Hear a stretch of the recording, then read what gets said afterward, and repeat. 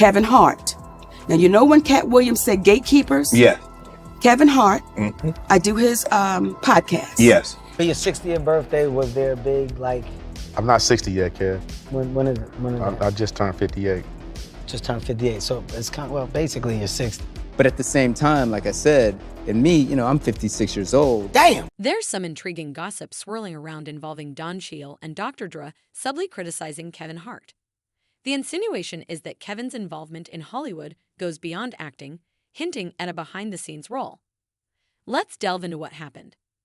Back in 2021, Kevin Hart and Don Cheadle were having a conversation about age and its significance on Peacock's Heart to Heart series. Although the show was meant to be spontaneous and unfiltered, a week after it premiered, a clip from their discussion went viral on Twitter. In the clip, Cheadle mentioned his age, and Hart attempted to make a joke about it. Despite Hart's efforts to smooth things over, Cheadle didn't seem impressed. Hart apologized, but Cheadle brushed it off, suggesting they discuss it later. The situation escalated when Cheadle pointed out discrepancies in how Hart uttered the word "damn" at different points in the conversation. This discrepancy caught viewers' attention, with many finding Hart's behavior towards Cheadle disrespectful. Some even commented on Cheadle's visibly uncomfortable reaction. Adding to the drama, Hart found himself in a tiff with Dr. Dre, accusing the legendary artist and business mogul of lying about his age. This further stirred the Hollywood pot. On his show, Hart didn't hold back, making bold remarks. When he invited Will Ferrell, he implied they should collaborate soon, suggesting Ferrell's age might limit their opportunities. This raised eyebrows and concerns about Hart's comedic boundaries, particularly when it comes to respected colleagues. Ferrell's response impressed fans, seemingly disarming Hart's attempt at humor.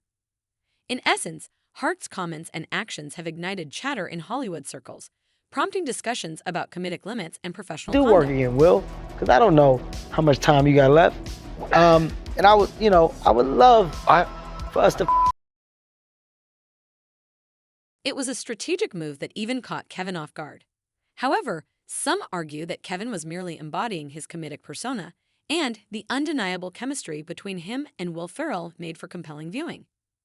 Their quick wit and seamless banter kept audiences entertained, despite occasional tension. But the drama didn't end there.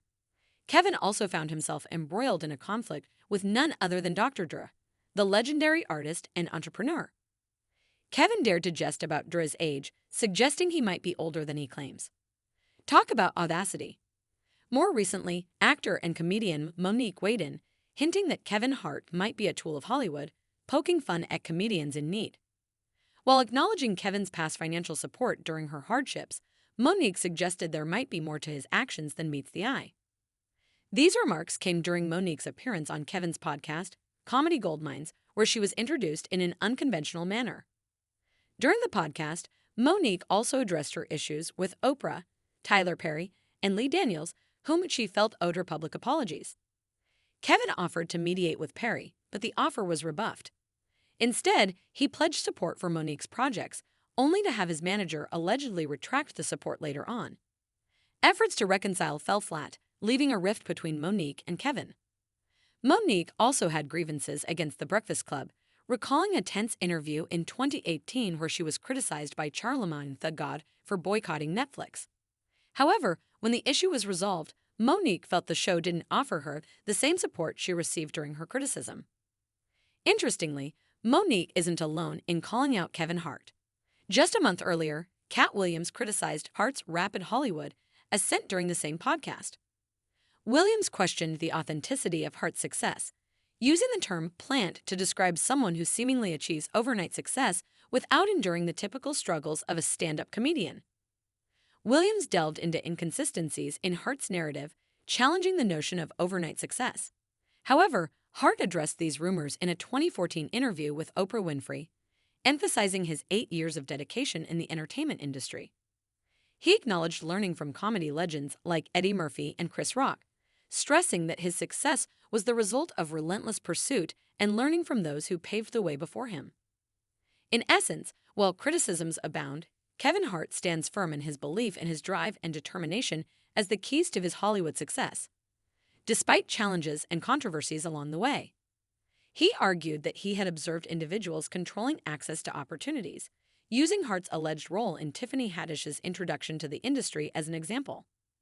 Furthermore, Williams addressed the issue of comedic standards, explaining that his refusal to compromise on certain content had cost him opportunities. He advocated for a more considerate approach to comedy, free from outdated and potentially offensive tropes. Williams has a history of calling out Hollywoodalites and their questionable practices. In a 2013 interview, he discussed the phenomenon of black actors being pressured to wear dresses on screen to advance their careers, sparked by Dave Chappelle's revelations about rejecting such deals. When asked about Chappelle's claims in 2012, Hart emphasized the importance of personal boundaries, hinting at his unwillingness to compromise his principles for career advancement. While not explicitly rejecting the idea of wearing a dress on screen, he made it clear that certain lines were non-negotiable for him. He even shared some unusual requests he had received, like dribbling a basketball on a talk show, which he politely declined. Hart emphasized the importance of safeguarding his brand and the potential risks of compromising it.